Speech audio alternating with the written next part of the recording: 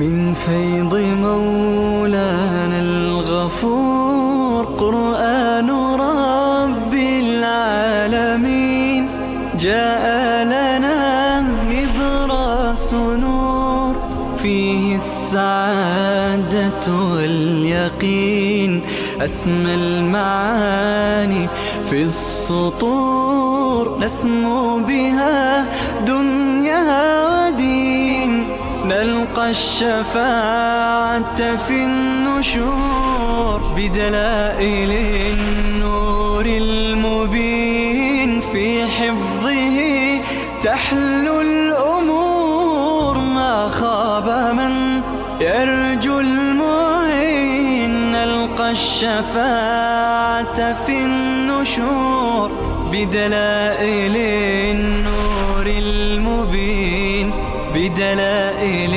النور المبين.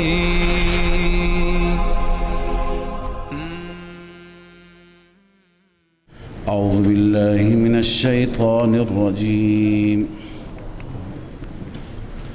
بسم الله الرحمن الرحیم.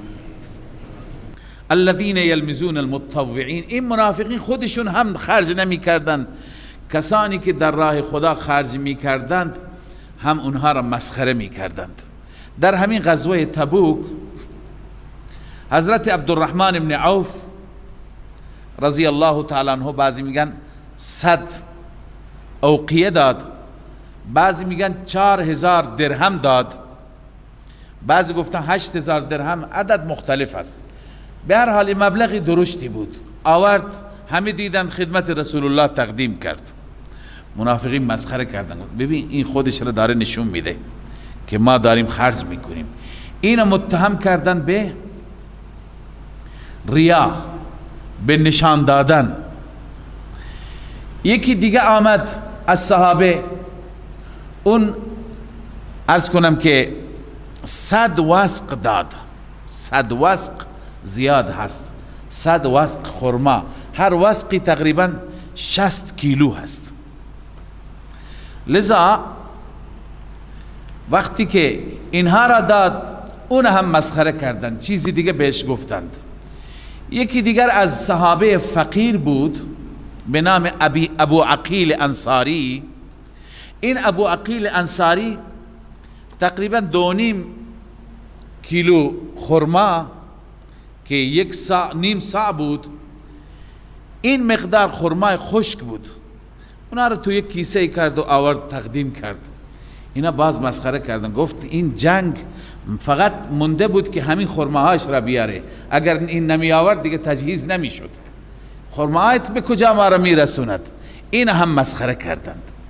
این صحابی بعدن گفت که من دیشب تا صبح برای کسی کار کردم، به من عرض کنن که 5 سیر داده، سیر اون زمان، من 2.5 را آوردم، نصفش را برای خونم نگه داشتم، نصفش را در راه اسلام آوردم. همون برایش ارزش داشت و برای الله هم ارزش داره. یعنی کل کار کرد و کل سرمایش که کار کرده نصفش را در راه خدا آورده، ولو اینکه خرماهای خشکی باشه. لذا الله اینقدر پسندید، اینقدر اخلاص اینها را و خلوص دل اینها را الله پسندید که منافقین را الله سرزنش کرد، شما چرا این بندگان مرا مسخره میکنید؟ الله می فرماید الذین یلمزون المتطوعین من المؤمنین، آنانی که طعنه میزنند، عیب جویی میکنند در آن مؤمنینی که تطوع میکنند، صدقه میکنند. المتطوعین فی الصدقات، صدقات نفلی میدن. والذین لا یجدون الا جهدهم، و همچنین طعنه میزنند، مسخره میکنند آن مخلصینی را که لا یجدون، نمیابند، الا جهدهم، مگر به اندازه توان و جهد خودشان. توان خودشون 2 کیلو خرمای خشک است، توانش همینه. فیسخرون منهم، الله می فرماید اینها به این مخلصین مسخره می کنند. سخر الله منهم، الله نتیجه مسخره را به اونها میده. سخر الله منهم، خدا اونها را مسخره میکنه به این معنی که جزای مسخره را بهشون میده. جزای مسخره چیه؟ ولهم عذاب علیم، برای آنان عذاب دردناک است، عذاب بسیار دردناکی.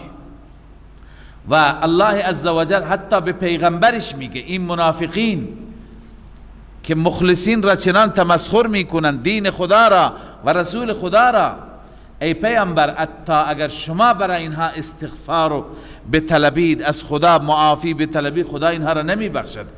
استغفر لهم او لا تستغفر لهم، الله می فرماید که استغفر لهم، برای اینها مغفرت بخواه، او لا تستغفر لهم، یا مغفرت نخواه، سواء علیهم، برابر است، چه بخواهی چه نخواهی.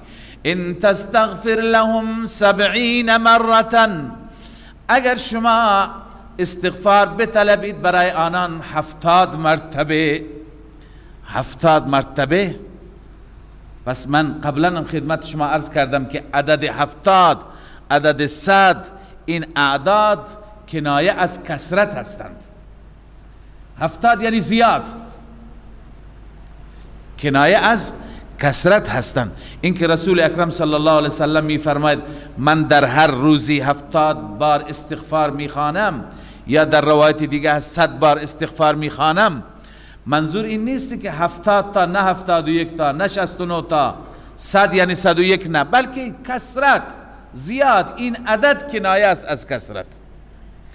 این که مثلا می آید بنده استنباط کردم که بنی اسرائیل در یک روز 70 پیغمبر کشتند یا 70,000 پیغمبر شهید کردند، اینم کنایه از کثرت است، یعنی خیلی زیاد.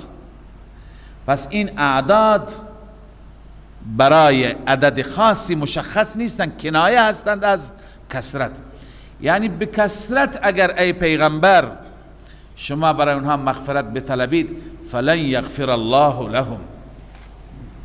حتی رسول الله به حضرت عمر رضی الله تعالی عنه گفت که اگر من میدونستم بیشتر از این بخوانم برای اینها مغفرت بطلبم خدا میبخشد، بیشتر کردم، چون رسول الله صلی الله علیه وسلم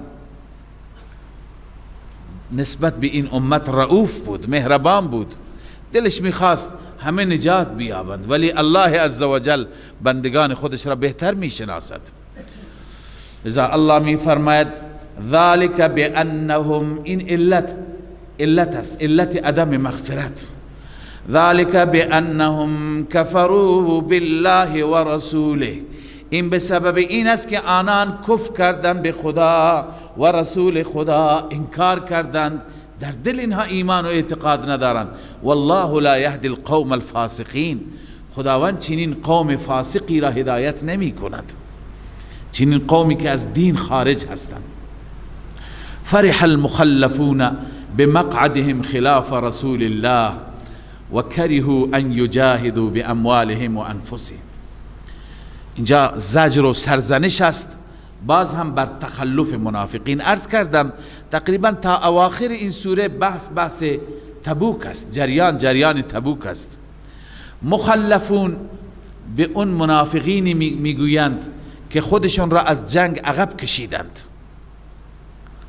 به جنگ نرفتند، بعداً شادمان در خانه هایشون در مدینه طیبه ماندند، هوا خیلی گرم بود و حتی به دیگران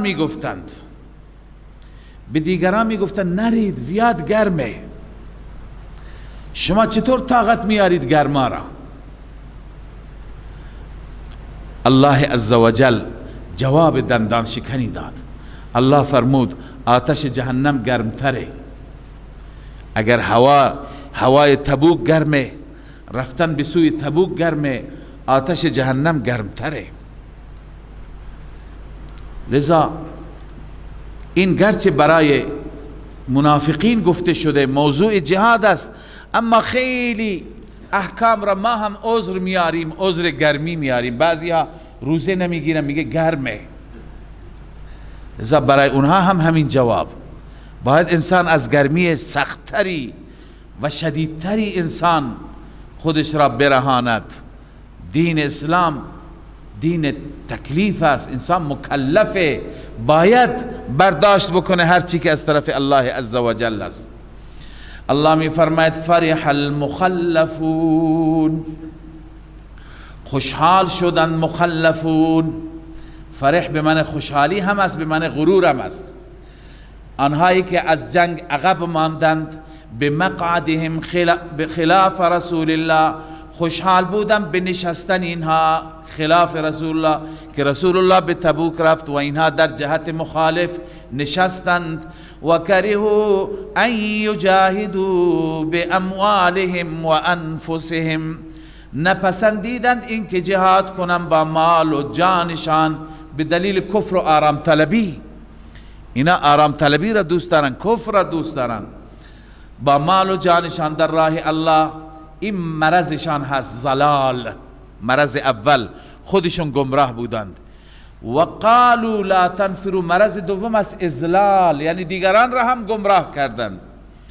و قالوا لا تنفروا فی الحر، آنان به دیگران گفتند در حر نرید، در گرما نرید، نروید که گرم هست. الله می فرماید قل نار جهنم اشد حرا، به آنان بگو که آتش جهنم سخت‌تر است از نظر گرما. لو کانوا یفقهون، کاش میدانستند، کاش میدانستند که جهنم سخته. اینها نشستن تو خونه هایشون قهقه میکنند، میخندند، مسخره میکنند که بقیه رفتن ما نرفتیم. فلیضحکوا قلیلا، باید کم بخندند، اینقدر زیاد نخندند. ولیبکوا کثیرا، زیاد گریه کنند. یکی اینه که فلیضحکوا قلیلا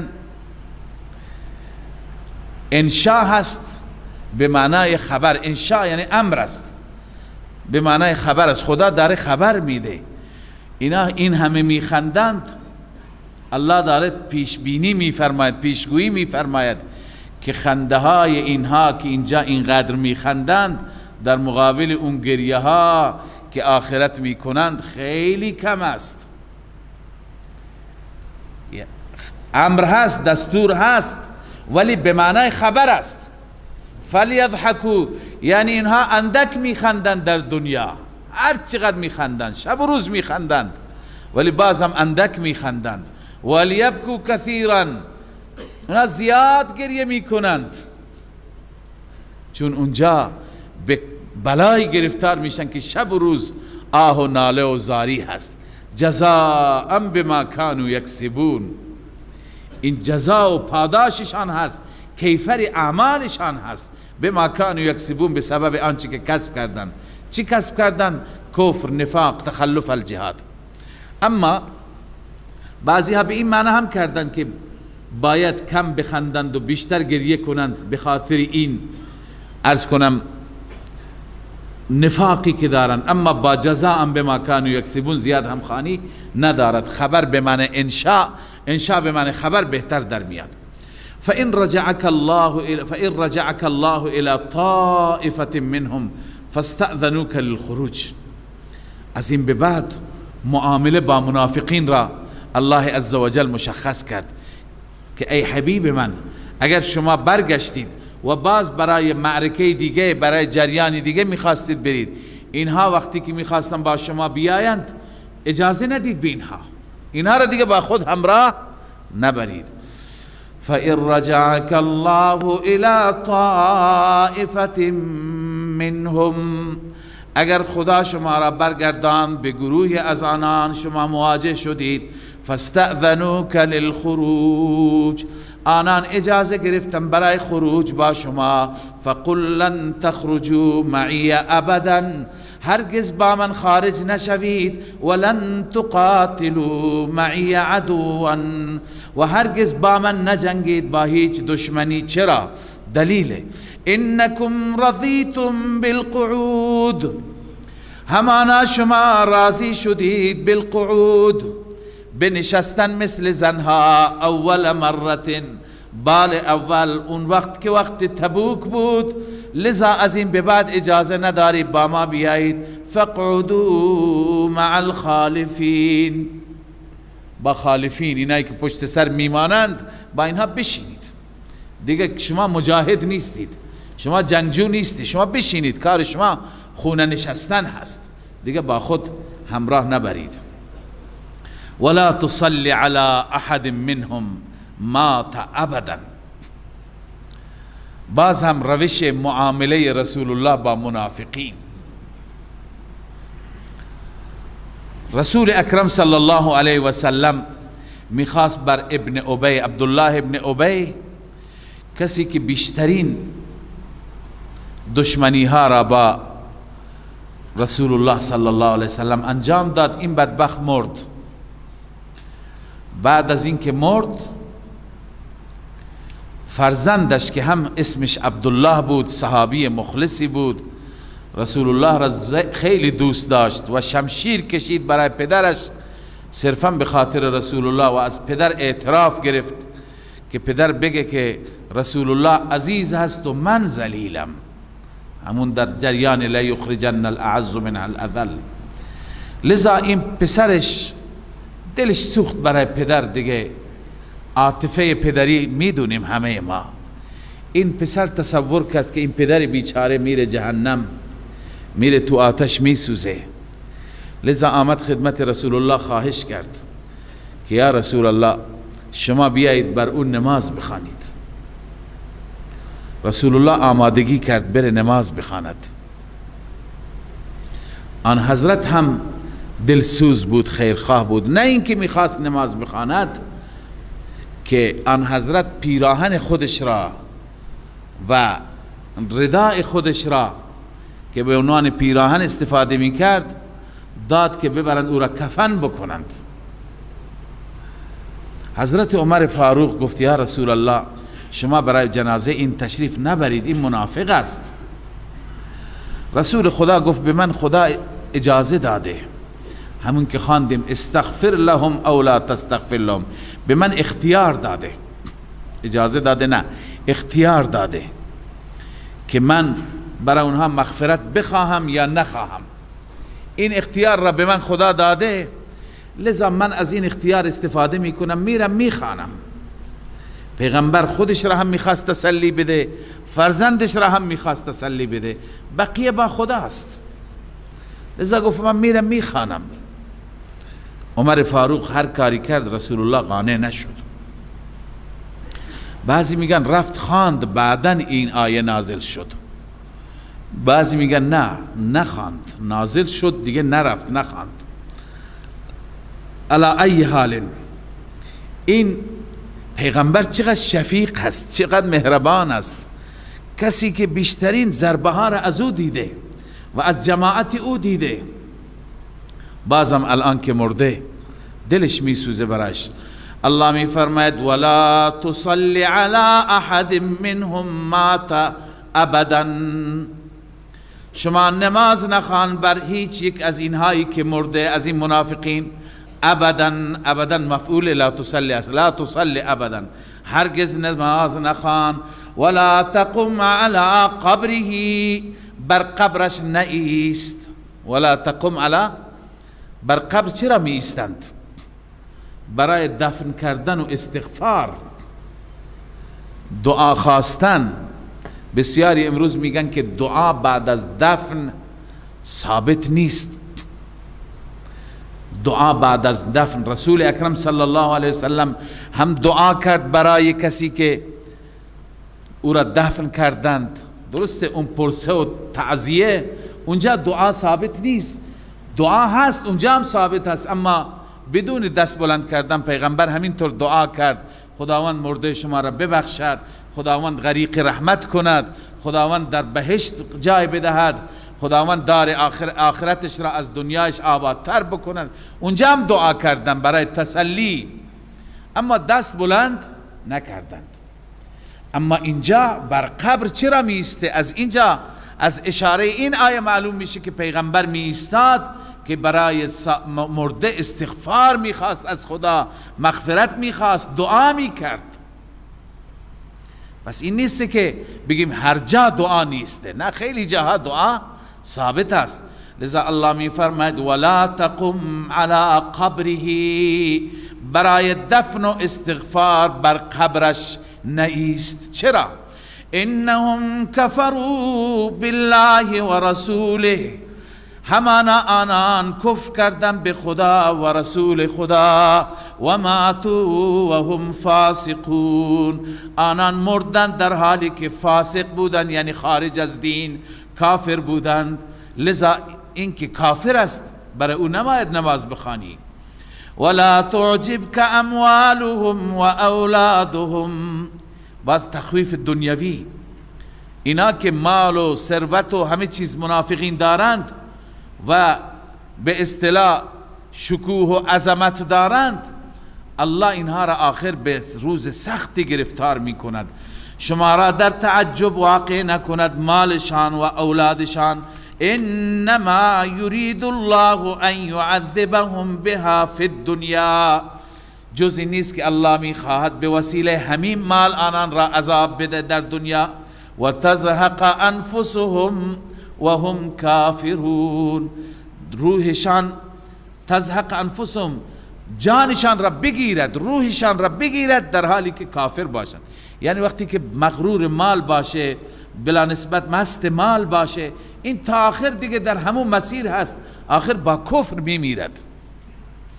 و اذا انزل سورة ان آمنوا بالله، این منافقین را بار بار دعوت میدادن به سوی ایمان، به سوی جهاد. اما و اذا انزل سورة ان آمنوا بالله، هرگاه سوره نازل میشد که ایمان بیاورید به خدا، و جاهدوا مع رسوله، با رسولش جهاد کنید. استأذنک اولو الطول منهم، اونایی که قدرتمندند، اونایی که توان دارند، اونها از شما اجازه میگیرند ای پیغمبر، در حالی که توان مالی هم داره، توان جانی هم داره. و قالوا ذرنا نکن مع القائدین، میگویند ما را بگذارید با همین هایی که تو خونه ها نشستند با اونها بشینیم. الله میفرماید رضوا بان یکونوا مع الخوالف، اینا راضی هستند که بشینند با خوالف، باشند با خوالف. خوالف جمع خالفه هست، یعنی زنهای خانه‌نشین، النساء المتخلفات عن الجهاد، اون زنهایی که پشت سر ماندن، نتونستند. بعضی از زنها هم به جهاد میرفتند برای خدمت، لذا با اونها میخوان بشینند. و طبع علی قلوبهم، بر دلشان مهر زده شده، فهم لا یفقهون، اینها نمیفهمند، حق را متوجه نمیشن. خب بعد از این سرزنش که برای منافقین بود، مجدد بشارت است برای مؤمنین. الله می فرماید لکن الرسول والذین آمنوا معه، اما رسول خدا و آنانی که ایمان آوردن با رسول الله، آنانی که از ته دل با خلوص ایمان دارند، جاهدوا باموالهم و انفسهم، آنان با مالشان با جانشان جهاد میکنند در راه الله. و اولئک لهم الخیرات، این گروه برای آنهاست خیرات، تمام خوبی ها، تمام محاسن، خوبی های دنیا و آخرت برای آنهاست. و اولئک هم المفلحون، این افراد رستگار هستند، افراد کامیاب هستند. اعد الله لهم جنات، این بیان خیرات است که اونها چه خیری خدا برایشون آماده کرده. اعد الله لهم جنات، آماده کرده الله برای آنان جناتی که تجری من تحتها الانهار، جاری هست از زیر درختان و کاخاش نهرها، خالدین فیها، همیشه در آن جنات ماندگارند. ذلك الفوز العظیم، این رستگاری عظیم است. عنایت بفرمایید از اشاره این آیه ما استنباط میکنیم، استدلال میگیریم که خاتمه اصحاب رسول الله صلی الله علیه و سلم با ایمان بوده، برخلاف اونه که بعضی متاسفانه میگویند از ایمان برگشتن، از دین برگشتن، گروه اندک ایمان. نه خیر، خاتمه ایشان قرآن میگه با ایمان بوده. چطور؟ همین آیه را بررسی کنی. لکن الرسول والذین آمنوا معه، هم شامل رسول است و اونهایی که ایمان داشتن به رسول. آمنوا معه جاهدوا باموالهم و انفسهم. در غزوه تبوک 30,000 نفر بودند. جاهدوا باموالهم و انفسهم، آیات درباره تبوک است. همه اصحاب بودند، همه اصحاب همراه بودند. الله می فرماید که اعد الله، خدا برای همینها آماده کرده. خدایی که عالم الغیب هست، نسبت به آینده میداند، برای این اصحاب، برای این مجاهدان در رکاب رسول الله چی آماده کرده؟ بهشت را آماده کرده. پس این بیانگر این است که خاتمه اینها با ایمان بوده. قرآن داره میگه، استنباط و استدلال از قرآن هست. و جاء المعذرون من الاعراب لیؤذن لهم. بعض هم زجر بر گروه دیگر از منافقان، اعرابی ها، چون که نفیر عام وقتی که شد، اعلام شد همه به تبوک میریم، هم مدینه، اطراف مدینه. بعضی از اعرابی ها بودند، بعضی از روستایی ها بودند که آمدند. جاء المعذرون، معذر میگن اونی که عذر ندارد اما برای خودش عذر می تراشد، بهانه، کسانی که بهانه میارند، یعنی اصل عذر نداره ولی بهانه میاره. اون بهانه بازها، به اصطلاح بهانه گیرها آمدن. من الاعراب، از اعرابی ها، جنگلی ها. لیؤذن لهم، تا که بهشون اجازه داده بشه. وقعد الذين كذبوا الله ورسوله، اینها میخوان بشینن با اونهایی که به خدا و رسول دروغ گفتند. چطور دروغ گفتند؟ در اظهار ایمان بنویسید. گفتن ما مؤمنین ولی دروغ گفتند، مؤمن نبودند، لذا اینها با اونها بنشینند. الله میفرماید سیصیب الذین کفروا منهم، ان قریب به آنان میرسد از جانب الله عذاب علیم.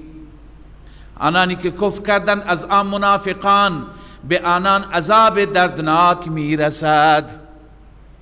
اما در این بین بعضی صحابه بودند واقعا معذور بودند. دو نوع معذور داشتیم. بعضی معذورها بودند که ضعیف بودند، ناتوان بودند، پیر بودند، کهنسال بودند، و بعضی مریض بودند، بر بستر و رختخواب بیماری افتاده بودند. یکی این گروه معذورین هست. گروه دیگر معذوری سالم بودند ولی امکانات نداشتند. 7 نفر را ذکر کردند از صحابه فقیر، نادار، حتی الاغی برای سوار شدن نداشتند. 600 کیلومتر چطور پیاده برند؟ لذا آمدند و منتظر شدند تا به اونها سواری مرکبی گیر میاد. خدمت رسول الله در مسجد النبی بودند. هرچی که صحابه می آوردند، اسب می آوردند، شتر می آوردند، رسول الله تقسیم می کرد بین کسانی که باید بروند و میداد تا بروند. اینها آخر تقسیم شد، برای این 7 نفر چیزی نماند. اینها گریان برگشتند، چشمشون اشکبار شد و دلشون سوخت که اینها نداشتند به این جنگ همراهی بکنند، در کنار رسول الله باشند. الله عزوجل از اینها تعریف می کند. اینا ببینید از نظر ظاهری عددی نبودن، کسی اینها را نمیشناسد، حتی امروز ما هم اسمشون را نمیدونیم. اما اخلاص را ببین که اینها قدمی بر نداشتند، شمشیری نزدند، تومنی خرج نکردند، فقط در دل میخواستند برند. امکانات فراهم نشد، آه دلشون بلند شد، با آه سرد، با چشمان اشکبار برگشتند. که برگشتن الله عزوجل این اخلاص را پسندید، این محبت را الله پسندید، از اینها تعریف کرد، در قرآن برایشون آیه ذکر کرد تا قیامت تلاوت میشه. لذا عمل ولو اندک باشد برای خدا باشد مقبولیت پیدا می کند. الله می فرماید ولا لیس علی الضعفاء، نیست بر ضعیفان، آنانی که ضعیف هستند، ولا علی المرضى، و نیست بر مریضان، ولا علی الذین لا یجدون، و نیست برای آنانی که نمیابند ما ینفقون، آن چیزی که خرج کنند در راه خدا، نیست برای اینها حرجی در نشستن، برای اینها حرجی و مشکلی نیست که در خانه هاشون بسینند. اذا نصحوا لله و رسوله، زمانی که اینها ناصح دین خدا و رسول باشند، خیرخواه باشند. ما علی المحسنین من سبیل، الله می فرماید نیست بر این مخلصان هیچ نوع عتابی. سبیل به معنی عتاب، سرزنش، راهی برای سرزنش اینها نیست، اینها معذورند. والله غفور رحیم، الله نسبت به اینها غفور و رحیم است. اینا زیاد بودن، اینا که نتونستند، همه را الله ذکر کرد. اما اونهایی که بعدا آمده 7 نفر بودن، اینا آمدن خدمت رسول الله، گفتن یا رسول الله ما تمنا داریم همراه بشیم. رسول الله فرمود صبر کنید. صبر کردند، منتظر روزها طول کشید، آخر چیزی گیرشون نیامد، گریان برگشتن.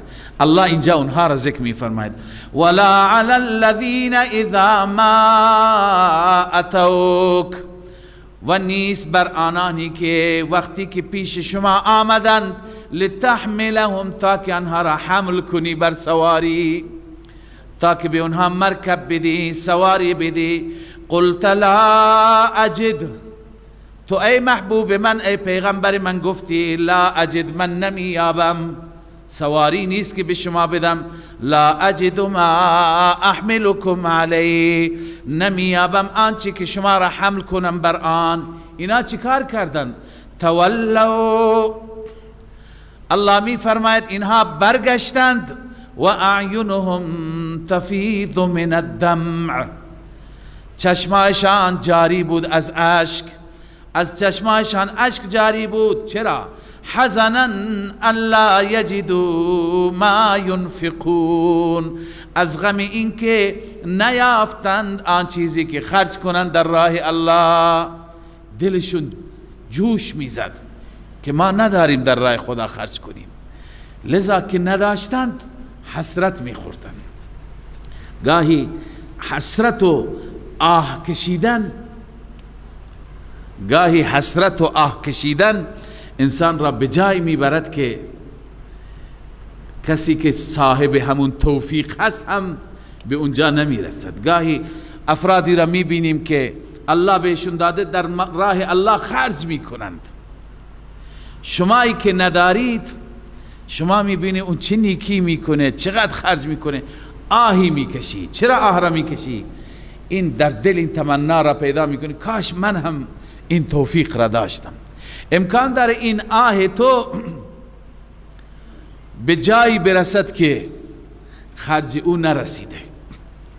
در بعضی از واقعات آوردند که یک شخصی خیلی پایبند نماز بود، یک آدم ساده ای بود. یک روزی دوان به نماز جماعت آمد، به نماز جماعت آمد تا در مسجد رسید، نماز تمام شد. نماز که تمام شد گفت یک آهی کشید، از ته دلش سوخت، به جماعت نرسید، خیلی بر او سخت شد. باید مؤمن اینطور باشد، هر نیکی از او فوت شد باید دلش درد بگیرد، لذا آه کشید. میگوی یک صاحب حالی بود در همین مسجد که او دید این آهش به کجا رسید، او شنید این آه را که از اعماق دل هست، و او متوجه شد که فوراً آمد از مسجد بیرون. گفت این کی بود که آه کشید؟ گفت این آقا بود. گفت من آماده ام با تو معامله بکنم. گفت چه معامله میخوای بکنی؟ گفت این نمازی که من با جماعت خواندم ثوابش را به تو میدم، همین آهی که از تو در آمد اینا به من بده. اون گفت که نه من معامله نمی کنم. اونم متوجه شد که این آه به پیش خدا رفت. لذا اینها نداشتند، آه کشیدند، اینها دلشون درد گرفت. لذا الله تعریف میکنه. الله که تعریف میکنه معلومه چه اخلاصی در اون دل بود، چه محبتی. الله میفرماید تولوا و اعینهم تفیض من الدمع. آنها برگشتن چشمانشان اشک میریخت. چرا؟ حزنا الا یجدوا ما ینفقون. از این غم که آنها نیافتند خرج کنند در راه الله، مالی را که خرج کنند. لذا الله میفرماید بر اینها عتاب نیست، اینها ملامت نیستند، اینها بندگان خوب منند. ملامت چه کسانی هستند؟ انما السبیل علی الذین یستأذنونک وهم اغنیاء. جزی نیست که عتاب و سرزنش بر اون کسانی هست که از تو اجازه میگیرند در حالی که اغنیا هستند، توانگرند، هم توان جسمی دارند هم توان مالی دارند. اینها اجازه میگیرند، بهانه های پوچ میارند. الله میفرماید رضوا بان یکونوا مع الخوالف. دوباره تکرار شد این آیه، یک بار تکرار شد. اینا راضی هستند به این که بمانند با خوالف، با زنهایی که در خانه ها مینشینند. اما بعضی گفتن این تکرار برای تأکید است، بعضی گفتن نه تکرار هم فایده داره. اون اولی در رابطه با تبوک بود خاصتا، اون اولی عام بود و این در رابطه با مخصوص تبوک است. اون برای هر کسی که از جهاد تخلف می کند، خودش را عقب می کشد از راه خدا، برای هر اون فرد بود که اون صفت را داشته باشد. اما این خاص کسانی که از تبوک ماندند. رضوا بان یکونوا مع الخوالف. اینها راضی شدن با زنهای که پشت سر ماندند بمانند. و طبع الله علی قلوبهم. الله بر دلهای اینها مهر زده. فهم لا یعلمون. اینها هیچ وقت نمیدانند، حقیقت را متوجه نمیشوند. صدق الله العظیم. الله ما را از نفاق و صفات اهل النفاق حفاظت بفرماید. الحمد لله، الحمد لله رب العالمين، والعاقبة للمتقين، والصلاة والسلام على سيدنا سيد الأنبياء وخاتم النبيين وعلى آله وأصحابه أجمعين. اللهم ما أصبح بي من نعمة أو بأحد من خلقك فمنك وحدك لا شريك لك، فلك الحمد ولك الشكر. اللهم صل على سيدنا وحبيبنا ومولانا محمد وعلى آل سيدنا وحبيبنا ومولانا محمد وبارك وسلم. ربنا لا تؤاخذنا إن نسينا أو أخطأنا. ربنا لا تؤاخذنا إن نسينا أو أخطأنا. ربنا ولا تحمل علينا إصرا كما حملته على الذين من قبلنا. ربنا ولا تحملنا ما لا طاقة لنا به. واعف عنا واغفر لنا وارحمنا أنت مولانا فانصرنا على القوم الكافرين. پروردگارا ما را بر گناهها و اشتباهات ما مؤاخذه مفرما. پروردگارا ما را گرفتار نکن. پروردگارا بر ما چنان باری نگذار که ما تحمل او را داشته نباشیم. چنان امتحانی نیاور که ما در اون امتحان ناکام بشیم، مردود بشیم. اله العالمین پروردگارا ما را در همه امتحانات کامیاب و موفق بگردان. در همه امتحانات دنیا، امتحانات آخرت پروردگارا ما را چه امتحان مالی هست چه امتحان جانی هست ما را موفق بگردان و از ما را از صفات نفاق و اهل نفاق پاک بگردان. اله العالمین بر ما لطف بفرما، بر ما ترحم بفرما، بر ما فضل و احسان بفرما. اله العالمین پروردگار ما را از فتنه ها حفاظت بفرما، ما را از فتنه های این دنیا و اون دنیا حفاظت بفرما. پروردگار اله العالمین بر ما لطف بفرما، صفات اهل ایمان را، صفات مؤمنین و مؤمنات را در وجود ما پیدا بفرما. پروردگارا با این آیات کلام زیبایت در زندگی ما تغییر بیار، در زندگی ما تحول بیار، ما را اصلاح بگردان، ما را هدایت بفرما و ما را پروردگارا مستحق رحمتت و مستحق بهشتت بگردان. اله العالمین گناهان ما را بیامرز، اشتباهات ما را درگذر باش، قلم عفو را بر جرائم ما بکش مولا و از سر تقصیر همه ما درگذر بفرما. ماه جود است، ماه بخشش است، ماه لطف و کرم است، ما را ببخش. اله العالمین مشکلات ما را حل بفرما، مشکلات دینی را، مشکلات دنیوی را، همه نوع مشکلات را حل بفرما. مشکلات اقتصادی، مشکلات بازار، مشکلات اله العالمین خانوادگی، مشکلات ناامنی را حل بفرما. این ملک ما را و تمام ممالک را پروردگارا امن بگردان. پروردگارا اله العالمین از فساد و از خرابکاری و از فتنه ما را محفوظ بدار. اله العالمین رب بر ما لطف بفرما و ما را دچار فتنه ها نگردان، ما را گرفتار فتنه ها نگردان. امنیت و آرامشی داریم از ما سلب نگردان.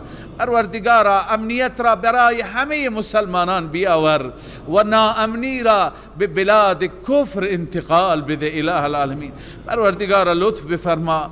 اله العالمین گذشتگان ما را غریق رحمت بفرما. اله العالمین تمام کسانی که از دست دادیم پروردگار روحشان را شاد بگردان، وسیله آزادی زندانیان فراهم بفرما. پروردگار بی اولادان را اولاد بده، اونی که اولاد داره صالح و نیک بگردان. پروردگار هر کسی هر حاجتی دارد از این بندگانت حاجتش را برآورده بفرما. ربنا تقبل منا انك انت السميع العليم وتب علينا انك انت التواب الرحيم. آمين برحمتك يا أرحم الراحمين.